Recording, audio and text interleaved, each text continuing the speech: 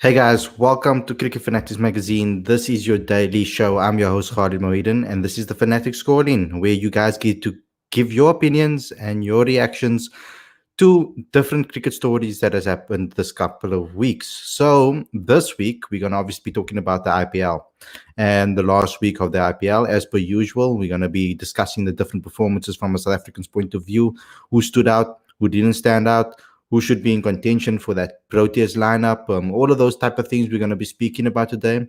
It's basically the opportunity for you guys to actually call into the show and give your opinions to us. But as per usual, what we're going to do is we're going to obviously have Aditya on the show to give us a quick recap of everything that happened in the last week and which South Africans stood out, and basically what are the top performances were. So without further ado, let's get into it. But before I introduce him to the show, guys, the guys that are tuned in, please don't forget to obviously subscribe to the channel and click that notification bell for all future videos. So let's get into it.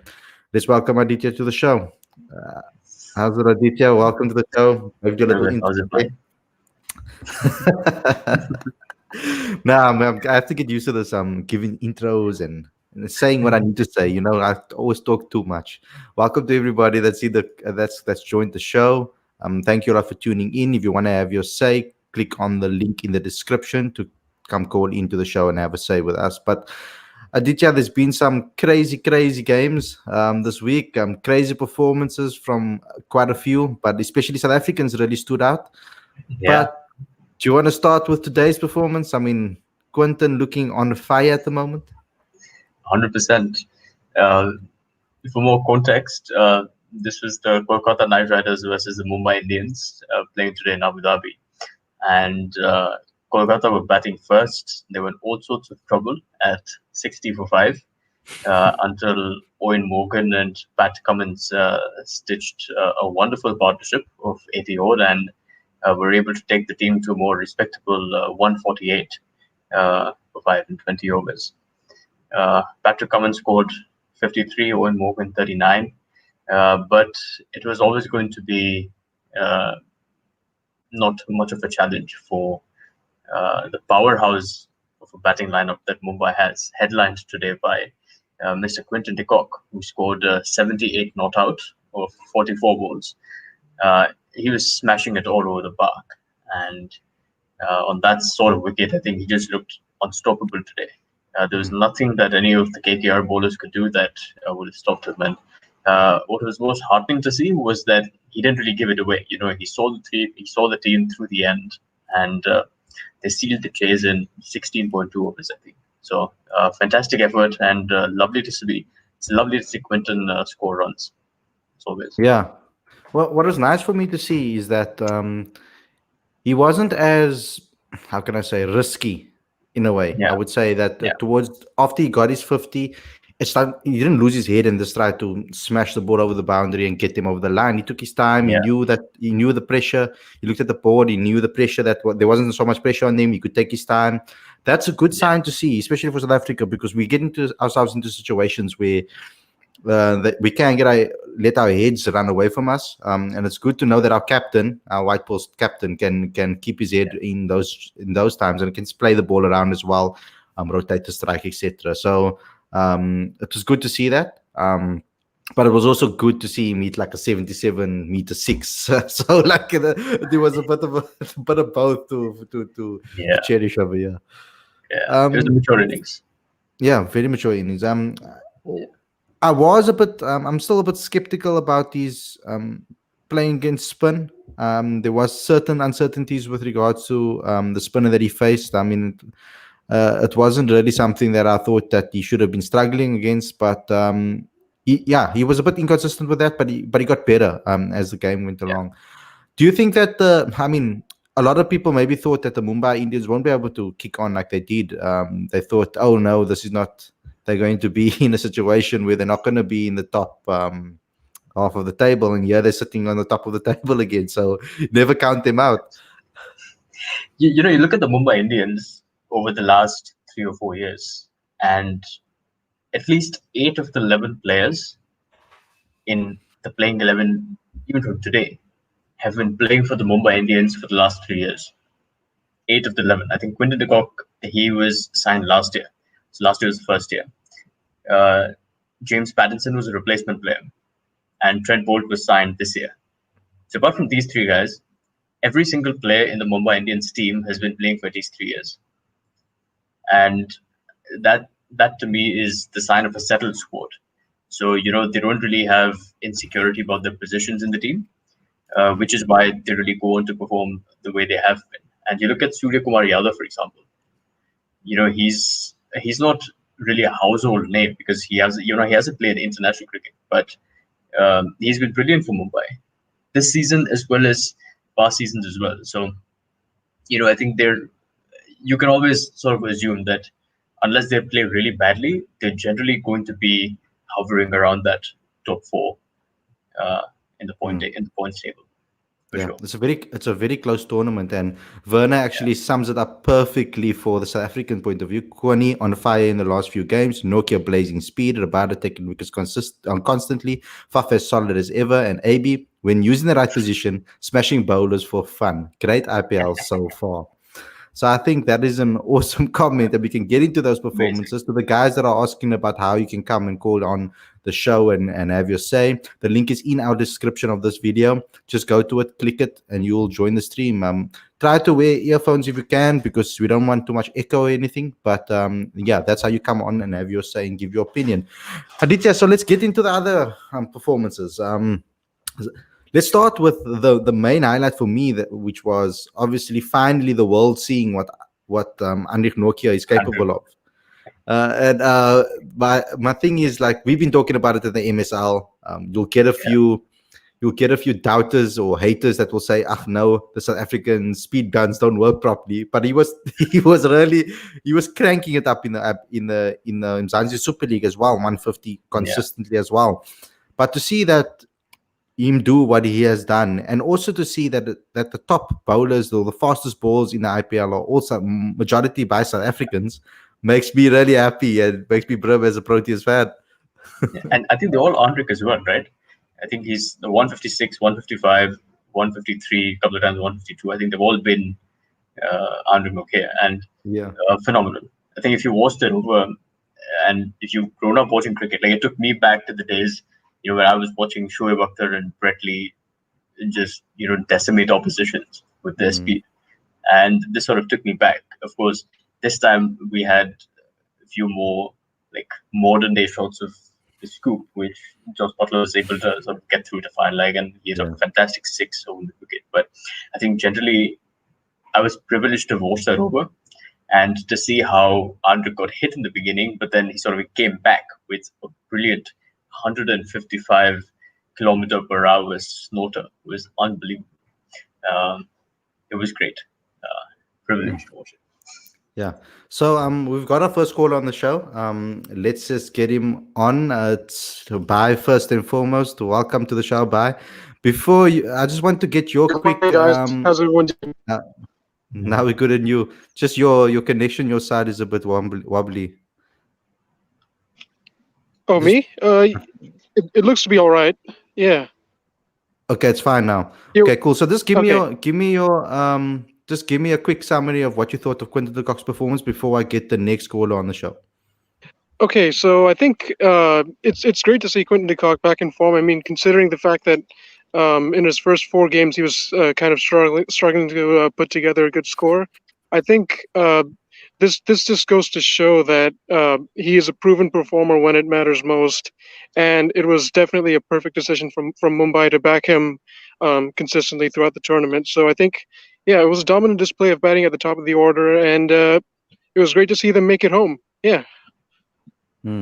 And with regards to the other performances, especially like seeing Anrich Nortje bowl the way he was bowling was unbelievable. That is one of the performances. Obviously, KG back in it again. Just give me your say on Anrich Nortje and his performance. What was your thoughts on that? Well, I actually didn't watch a whole lot of that match, but I did see the highlights. Nortje, he's bowling rockets. I think he's just showcasing his talent like he's done so far in this IPL, and we're bound to see him dominate all formats in international cricket. It's only a matter of time. Yeah. Yeah. Lubabala actually says it in the comments over here. Personally, not surprised that Anna is bowling this quick. Watched him when he bowled for our club and always felt he was bowling heat. I'm impressed with how he keeps getting better as a bowler, though. Now, that is something that really impressed me too, because when I had my conversation with Anrich, which you can see now on Knockdown episode in our series, you'll see it on our website as well. He spoke to me about adding variations to his bowling, improving constantly, etc., etc. And actually, off camera as well, we had conversations, and he always just hinted at me, and he's like, "I'm working on stuff. I'm working on stuff. Just wait till see." So I was like, always having a conversation with him to track his progress. He's such a what stands out to me is his humbleness, man. He's just unbelievably humble guy, and he always wants to learn. And he's not afraid of learning from people that are younger than him. He's not afraid of learning from people obviously older than him as well. But I mean, he's always trying to learn new things. And you can see how he's improved. But I'm going to get another caller on the show quickly. Ashwani is back again. Another thing I saw. Yeah, another thing I saw. I was checking Twitter yesterday, and I think during his early cricketing days, he was actually batting number 3 for his, I think, school or club team. And look what he's done as a night watchman for South Africa. It's incredible.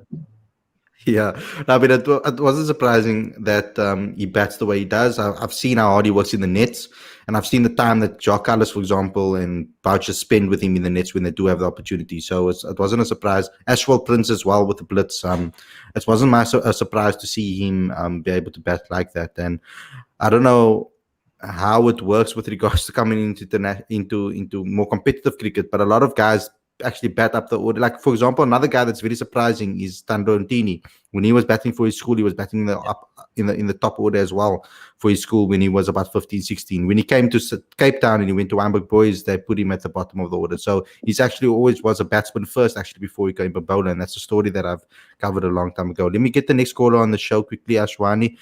Ashwani, how's it back? Welcome back to the show, bro. Hello, hello, Khalid. How are you? I'm fine, thanks to you, man. What do you want to say to the guys? Yeah, I see Nokia's spell. I think one guy who can bowl faster than him, he's still not playing. I think he is Lockie Ferguson. He can bowl thunderbolts, bowl up to 155, 157. If he can get chance for KKR. Mm-hmm. Well, you see, with Lockie, I feel like I've looked at his averages and stuff over the time. He generally hits the like 144 mark. You correct on consistent basis. Yes, he can hit 150s. But because he's like Nokia, he's a rhythmic bowler. When he's in rhythm, he can bowl at high speeds, at around 155. Yeah. Well, he can but for now it's Anrich's it's Anrich's record. I'm pretty sure that a guy like Anrich will be able to reach 160. I think he can push over there. I really think he can get there. I mean, he was close. I saw him bowl. I think his fastest ball that I've seen him bowl is 158, if I'm not mistaken, in the MSL. I'm not 100% sure. I can't remember exactly, but I know he can reach those numbers. Yeah, he can possibly push for 160. What do you guys think? Shwani, do you think he can do that? Yes, he can do that, but it's a little bit difficult because the type of action Nokia has, it's a little bit difficult for him to reach that speed. I think bowlers like Shoaib Akhtar, who has little bit of slingshot, they can bowl around 160. Akhtar, Mitchell Stark, Sean Tate, because their action had little bit of slingshot, which give them extra speed. Like in Hindi, Aditya can understand. We play a game called Gulel. Yeah, you can put some arrow on it, just like slingshot on it. That's what I want to say. That Aditya can explain. Yeah. Yeah, you see, with Anrich, what I noticed was how fast he was bowling before his injury and how fast he's bowling now. He had to work his way back to bowling this pace again after his injury. And he's also added his variations into his game now to be able to get the consistency. So it's not just about raw pace anymore. So that is something that I think I've seen in his bowling. Even in Test cricket, we can see him consistently trying to get those balls, line and lengths correct, making sure that he bowls on exactly the same spot, and keeping that pace at that pace with consistency is going to be key for South Africa. Do you think that he tips now Dale Steyn for that spot in the T20 World Cup? Yeah, you asking for me? Yeah. Yeah, yes, he can. But I think first of all, he need to play county cricket to get him better as a test bowler. He's a good bowler, but he needs to play county cricket to make him one level up, which Dale Steyn playing, I think, in 2007 or 2008. After that, he become a completely different bowler. Hmm. Well, we're gonna hope that. Yeah, that obviously not gonna happen soon. With regards to that, Aditya, your thoughts? Have you seen a progression in Anrich Nortje since the obviously that you saw him in the Test series? How much progression have you actually Yeah. seen with regards to him? Like, what have you seen that is different about his bowling and his attitude?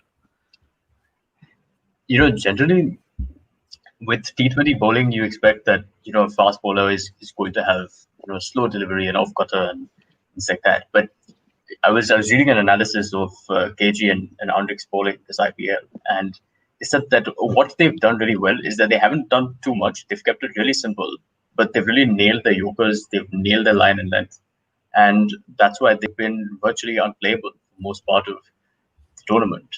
And that's why you see Andrik's wicket tally. You see KG having taken a wicket in at least one wicket in the last 22 games that he's played in the IPL. So I think that should tell you the story, right?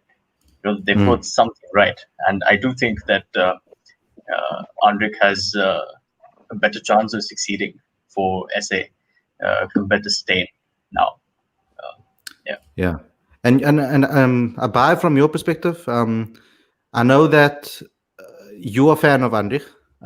Yeah. What is the? Do you think that the fact that he's bowling with Kagiso Rabada is taking the pressure off him a little bit? Yeah, I would probably say so. But then, see, I have a what if, like, last year, had it not been for his hand injury, imagine what he could have done in the World Cup. Hmm. I'm not saying like it would have been like an amazing run or anything, but he definitely would have fared pretty nicely in the World Cup. What would you say?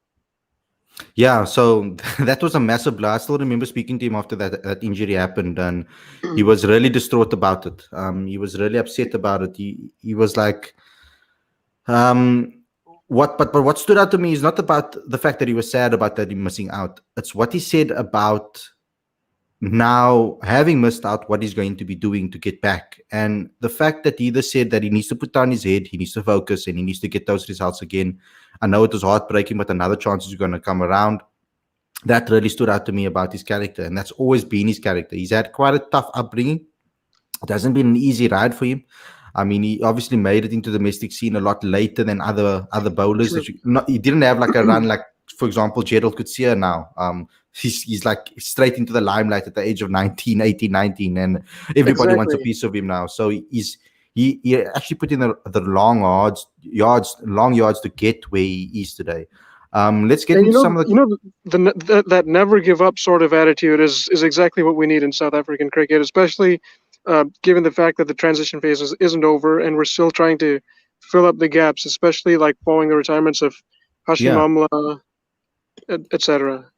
Yeah, exactly. And we're always talking about reviving South African cricket. Are we going to be able to get those players? It's part of South Africa's DNA. You could see with regards to all our sports teams, all of our sportsmen, we've always had this, die hard type of attitude, never give up Oh type of yeah, attitude. yeah. And it's good to see that our players still have that there are still players out there that have that type of mentality. Um, Ashwani, I want to ask you quickly. From your point of view, what is the thing that impresses you the most about Proteas teams in general over the years? I know this current Proteas team is not really hitting their strides at the moment and hitting the levels that we know they can perform. But over the years, what has impressed you? Yeah, I first watching Proteas team in 2002 in Champion Trophy. Yeah, from there on, I follow them. The best thing about Protest team is that they are very fighting side, and like Australia in their peak, they don't give up. The same is like Proteas. Both are similar teams, Aussies and South Africans. That's what I like about them. Plus, yeah, we always associate South Africa from their fast bowling and their fielding. Uh, from 2008 onwards, when as a team in their peak, when they have De Villiers, Smith, Callises, and you said that Gibbs is sort of their end. All there, you can say that the best thing they got is they have their fighting spirit. Yeah, What I want to say, yeah, that's amazing. fighting spirit. Anything you want to add on that, Aditya? Yeah, I want to add one thing about Anrich Nortje, which is that I think one reason that he has been really bowling as well as he has, it's obviously his own effort, but I think it helps to have Ricky Ponting as coach and Ryan Hmm. Harris as bowling coach. Yeah, You Aditya, know, you take I my can't point. even begin to explain how useful it must be to have Ryan Harris as coach, because see, he's had an injury plagued career as well, but there was no doubting his talent and his bowling acumen, which I'm sure he must have shared with Anrich Nokia. But as for uh, the competitive spirit of Proteas teams, absolutely. I think grit, resilience, determination. I think these are three words that accurately sort of describe Proteas teams, and Yeah, uh, one last the time. never give up attitude is has always been prevalent. Hmm. Yeah, one last time I want to carry from where Aditya is finishing. Yeah, Anrich Nokia's bowling is similar to Ryan Harris. So Ryan Harris understand him better than any bowler else, because Ryan Harris is late starters. I think he started from around 29 to 30, and their own how he played 3 4 years and he bowled superbly. I saw his against him Ashes, where he bowled superbly to Alistair Cook. Can forget his that late late outswing to Alistair Cook, and he bowled them. But I think Ryan Harris has a big role to play him to Enric to increase his speed, Hmm. because he worked on his front arm. I saw him when he first started playing for South Africa. His front arm is little bit lower. Now when he's now in playing in IPL, due to the impact of Ryan Harris, he tend to straight his front arm little bit more, which helps him to increase the speed more. That's my point is. Mhm. That's an awesome point, and that's true because Werner Erasmus says in the comments of years, he's agreed, guys. The control is important as the speed. Sean Tate, the wild thing, was at great times extremely quick, but not nearly as consistent in these areas. Nokia continues to impress, and that's very true. What we want to see with any fast bowler. I think that was amazing also about Bumrah, and that's what stands out to me about Bumrah as well, is that he has that control to be able to change his speeds, etc., and all of those things. He's different bowler. Mm. Yeah, a completely different bowler, but it's nice to see that bowlers Yeah. can still have control with speed. It's not just Yes. about the extreme pace.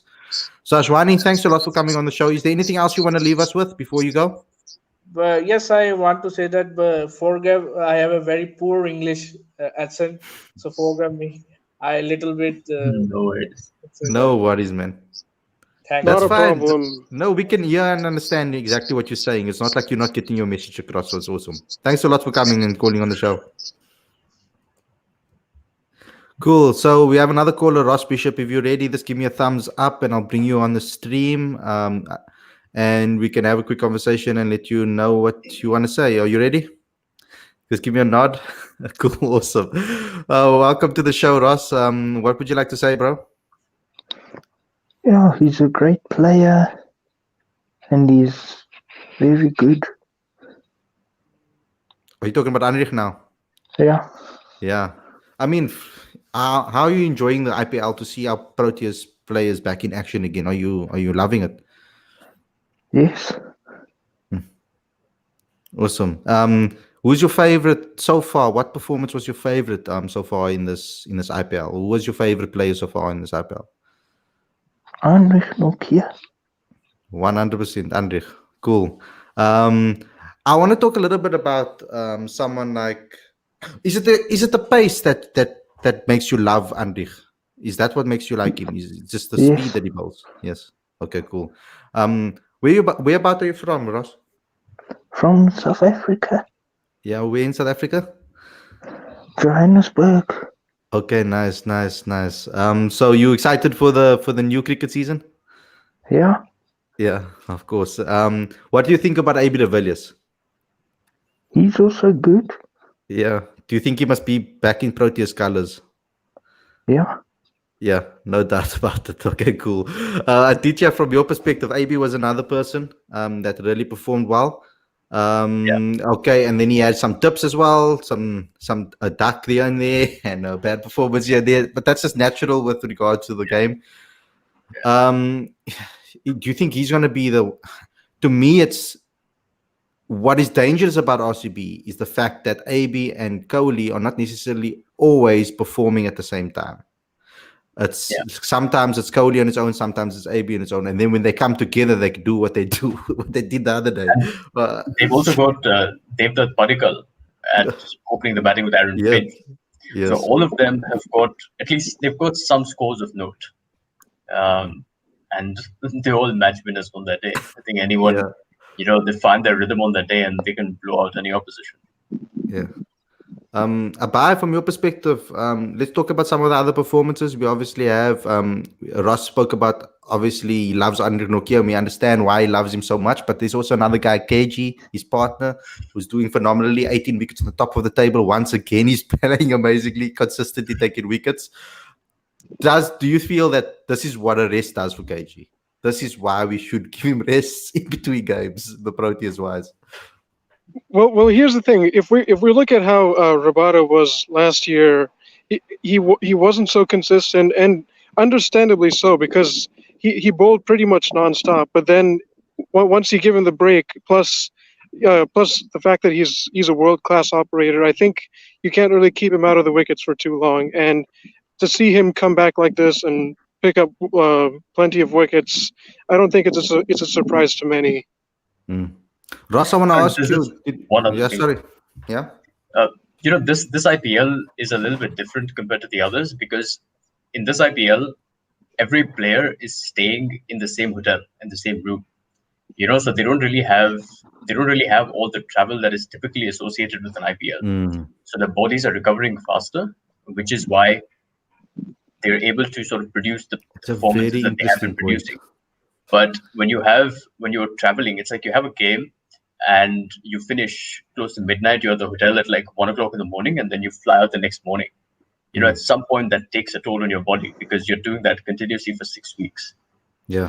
Not only that, I got one more thing. Same levels of consistency. Yeah. Yeah. So what Aditya said, that's very true. But then again, I think a lot of the players, they haven't had a proper chance to practice, especially over the course of their quarantine heading into the IPL, and that's why we've seen quite a few get injured. And I think now that the transfer window is open and teams could potentially transfer players from one franchise to another, I can't really see it happening because if we look at the auction, a lot of these teams they recruited reinforcements. Like for example, Mumbai Indians, they got Chris Lynn to back up Quinton de Kock because they both can bat at the top of the order. And as a result, I think teams are going to hesitate to release any of their players because it could affect the balance. Yeah. Ross, do you have anything to say about that with regards to what I said now? Yeah, they can bring other players in.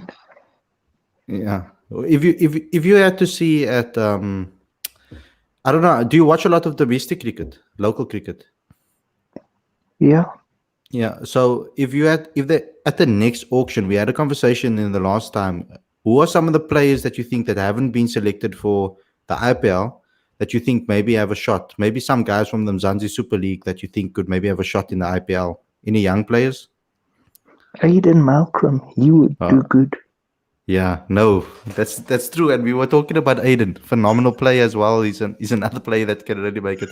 But thanks, Ross, for coming on the show. Thanks for giving your say. Please come on in the future again. We would like to hear what you have to say. Thank you for joining. Thanks. Thank you. See you. So, guys, he dropped us there with an Aiden. Before we get into that, let's just talk about. I want to talk a little bit more about Chris Morris because we didn't touch on him yet, and we never touched on him yet. And he showed his ability with the bat with that 25 of 8, I think it was. I can't remember the exact. There's too many scores I must remember here. I must have a little chart here where I can just click. But you remember that one correctly. That was perfect. Yeah. Guys, if you want to have your say according to the show, click on the link in the description. You will find it over there. I think I did post it in the links as well. Let's talk about Chris Morris before we get into some of the comments again. Aditya, what is it about Chris Morris in the IPL? Why is it that he performs at such a high level in the IPL? Or what is it, do you think it is? See, from a batting perspective, I think what he's got is a license to hit. He's coming in at number 7, number 8, and typically when you come in at that position, you don't really have to take the time to construct an innings. I think that's where a lot of players who typically have attacking games tend to sort of falter. And yesterday, we knew that RCB had a below par total for that particular pitch, and it was but obvious that if Morris could middle a few, that's what he was going to do. And fortunately, he was able to milk, I think, 24 runs from Mohammad Shami's last over. With the ball, again, I think he's been a valuable addition to RCB's new ball team. And, he's fast and he's effective, can get the ball to swing a bit. And I think with a little more consistency, he'd be a force to reckon with, definitely. And Abai? Okay, there. I'm unmuted now. So, yeah, regarding Chris Morris, I think, for starters, he was RCB's biggest recruit in terms of money. So it was only a matter of time he'd get a game. Over the course, when he was injured, it was a bit frustrating not to see him out in the middle. But then when he got his first game, he showed what he brings to the table and why he's one of South Africa's best current shorter formats all-rounders. And see, he can make an impact with the ball. He can be economical towards the end of the innings, and he can hit long at the death. So he can be a very destructive player when he gets going. Yeah, that's true. And we were talking about the best, with regards to finishes in the game. I still see that his bowling is okay. Depends how you see Chris Morris. Now I have to think about it because it depends how you see Chris Morris. Because you could say that it's equal because he's not as consistent with the ball on a regular basis, and he's not consistent with the bat on a regular basis. I would say some people would say that, and I have that assumption about it. So that makes him kind of equal with regards to both abilities.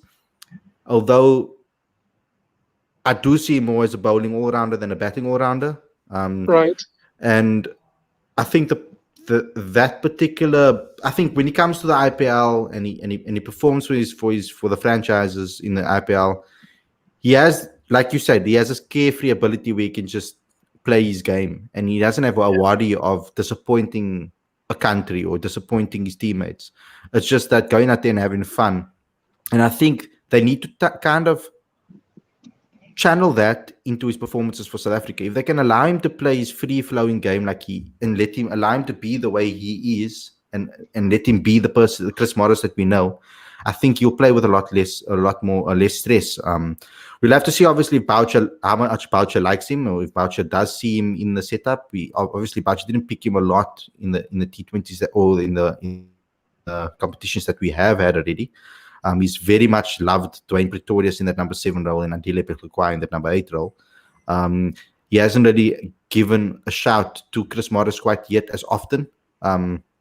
And I was surprised that he didn't get him with regards to the Tshwane Spartans when he was at the he went to Nelson Mandela Bay Giants, and they allowed him to go to Nelson Mandela Bay Giants. I thought he would actually get someone like Chris Morris at the Spartans, who plays for the Titans, etc. That it would be easy. It would be an easy sell for him or buy for him. What worries you, Aditya, when you watch Chris Morris play? What are your worries when it comes to him? See, in an ideal scenario, you'd want to give a player like Chris Morris as much of an opportunity with the bat because we know what an incredible talent he is. But I think my worry is not as much for Chris Morris as it is for people on the outside, because I think sometimes people have unrealistic expectations of consistency from an impact player. You can never expect Herschel Gibbs to have the same level of consistency that Jacques Callis would have, because Callis's game was more risk-free. Herschel Gibbs' job in the team was to make an impact. Similarly, Chris Morris's job in the team is to make an impact. I think to have him, to get him to score like 550s in a row, that's not a realistic expectation. So I think that may need to be conveyed to him, and he just needs to be told that, listen, bat according to the situation, but bat your way, and we'll back you. It's fine if you don't perform every game. That's not a problem.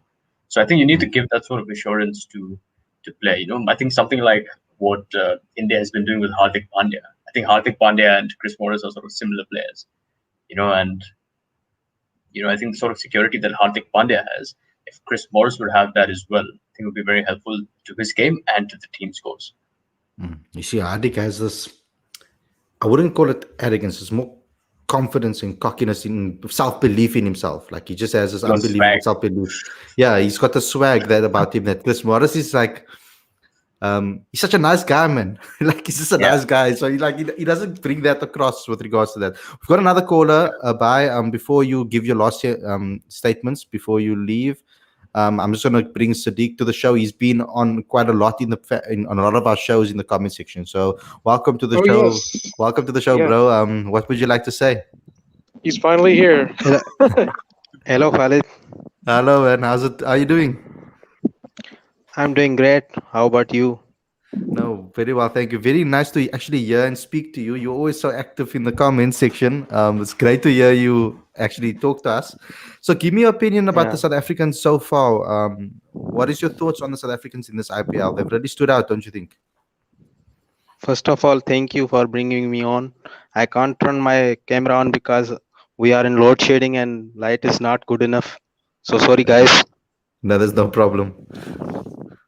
Yeah, so the IPL, the 2020 IPL is basically very good for the most of the South Africans, especially the Anrich Nortje.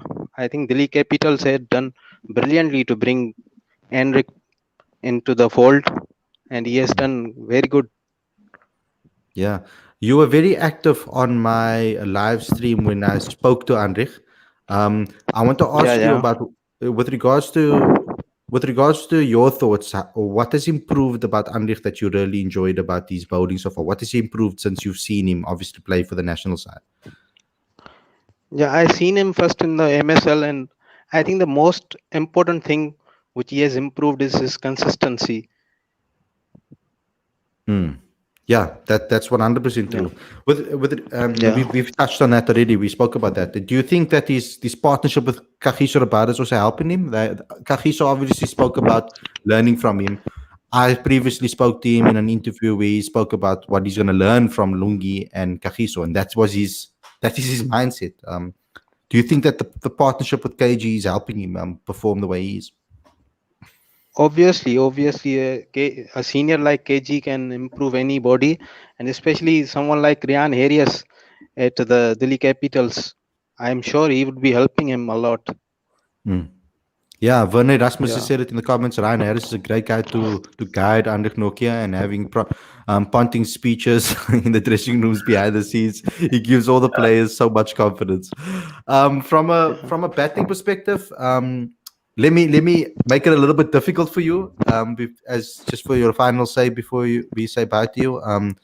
Quinton de Kock or AB de Villiers, who's impressed you the most so far in this IPL? Well, AB has looked in the most promising form I have seen him from the probably last 5 years. In the 2015, he was in awesome form, and after that is the good as I have seen him bet. Yeah, That is true Yeah. because I was caught saying in one of our podcasts, I think about a couple of months ago, why AB shouldn't be back in the side, and how I was speaking about that. I was saying things like, yeah, if you're watching the IPL in the last couple of years, he hasn't really performed as well as we think he has. But he's once again proved me wrong, and that's what amazing players can do. What's your thoughts on Quinton de Kock? Perfect person for the captaincy for white ball cricket for South Africa. Absolutely. There is nobody who has cemented his place as Quinton de Kock in the white ball cricket for the South Africa. And as a captain, I think he has done brilliantly. The bowling changes and the tactics has been awesome. He might not be look as good as others in press conferences, but he has handled this position absolutely brilliantly. Yeah, that's very true what you say about the press conference. He doesn't like the camera much. So you can even see him. He's very, very like he kind of gives like a nervous vibe when he does interviews. Even today's interview, which is on the website, we put the interview on our website. You can go have a look over there. Yeah, you can see his interview after the match performance. Thanks a lot, Sadiq, for coming on the show. For calling in. I hope we can hear from you again in the future. Inshallah, and thank you, Colin. Thank you, man. Thank you, man. See you. Turn your camera on next time. Absolutely, inshallah. See you, man. See you. I'm just kidding. Thank you. Thank you. Bye. Yes, so going for the callers, eh? Your time will come on the podcast show. So here we go from Lubabala, always giving amazing comments. It's a pity that he couldn't come on. He said he was at a coaching session, so he's a bit tired. So he'll just be in the live chat today. So at least he's here. See, committed. Yes, Morris is an impact player, but he is someone who does well with the bat when and then does all of that with the ball. He needs some consistency to it. It's what I'm agree. Yeah, I feel that might be a disagree? little bit on the harsh side, but I think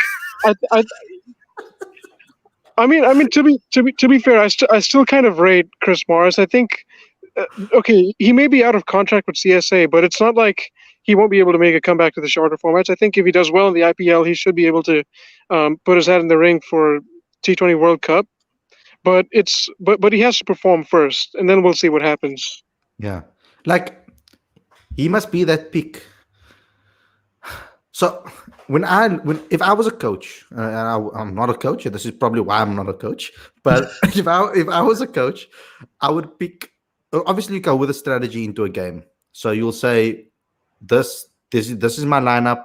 This is kind of how I see the game's going to go according to the wicket that we have. Then at that point of view, you can say maybe this person will be able to score quickly in the power plays. If we lose a quick wicket, these people will be able to recover. Chris Morris is that guy that is like, if we need a quick burst somewhere, or if we need a couple of quick wickets in an over, if we're not striking as we thought we would, he can change the game like that, and he's an X-factor player. And when Werner says that Morris can be inconsistent, but an X-factor player needs to be given some leeway, he might bowl a few extra wides or loose balls, but he will also pick up crucial wickets and make quick runs, and that is one spot on what an X-factor player is. Now, a lot of the West Indians are seen like that. They can turn it on when they need to. They're not as consistent as other players, but when you need them, they need to switch it on. So I'm hoping that he is the type of player that when the pressure's on, because it's a different thing to when you say you're 170 and there's 2 overs left and you need to get to that 200 mark, or you need to get closer to the 200 mark. To bat under that pressure is a little bit easier because there's not much pressure on you. You already have a good total. But if you're in that pressure where you need to chase and you need a couple of runs off the final overs, Chris Morris has shown that too. But my thing is, if you're going to pick him, is it going to be just for once-off games, or are you going to pick him consistently in your team? That's where I worry when it comes to Chris Morris. Yeah, speaking of Chris Morris, take a guess who took the most wickets for South Africa in the World Cup. It's Chris Morris. So it's not like he isn't good enough. I think if he gets the backing, you would expect him to regain that sort of consistency we as fans have really been hoping he gets. Yeah. What's your thoughts, Aditya? Before we I think there needs to say be consistency in selection. You know, Chris Morris. I think if Chris Morris feels like he has only one game to perform or 2 games to perform, it's going to be difficult. I think players need to have some sort of security, and as I think Varun said, that there needs to be some sort of he's an X factor player, so he needs to be given some sort of leeway. He obviously has the talent, but perhaps I think sometimes with X factor players, in addition to playing the way that they play, you know, perhaps they need to be given exposure to situations where they need to adapt to how the team needs them to play. I think in a press conference in England a couple of years ago, Faf said very famously in response to a question that, will Quinton de Kock be your permanent number 4 in the Test squad? And he says it's hard to tell because Quinton plays the way Quinton needs to play. Quinton doesn't often play the way the team needs him to play. So I think I'd apply the same logic with Chris Morris. Sometimes I think these players need to be given more exposure to how to construct an innings and then perhaps launch when the time is right. Yeah, I know he was the top wicket taker in the tournament, but a lot of our bowlers weren't on form. Some of them weren't playing. So it's easier for you to stand out when the other players are a little bit down, isn't it?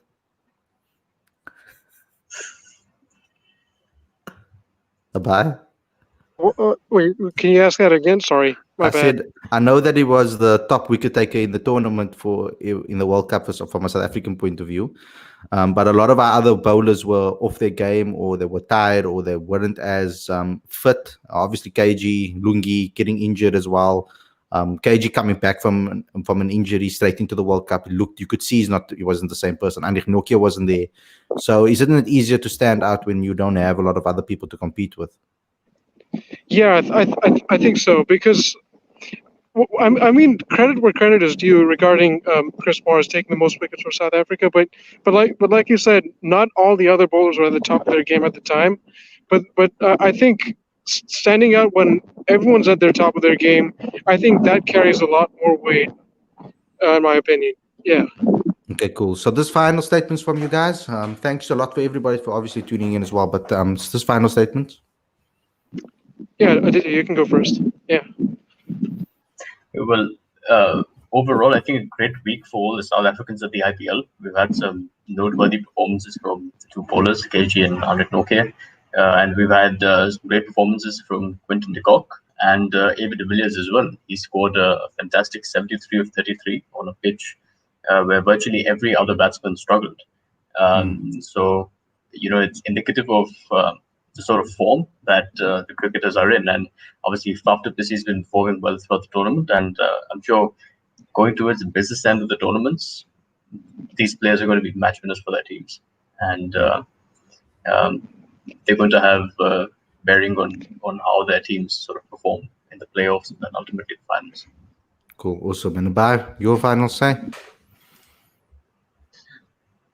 Yeah, I think it's been a nice week for all the most South African players. So Anrich Nortje, Kagiso Rabada, Chris Morris, and AB de Villiers.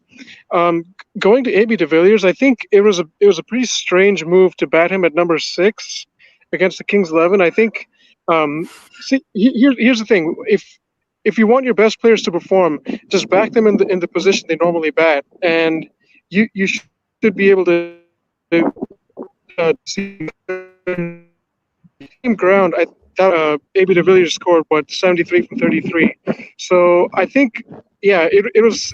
I think Virat Kohli, his tactics didn't really click in that game, but putting that aside, I think we're bound to see even better performances from the South African players.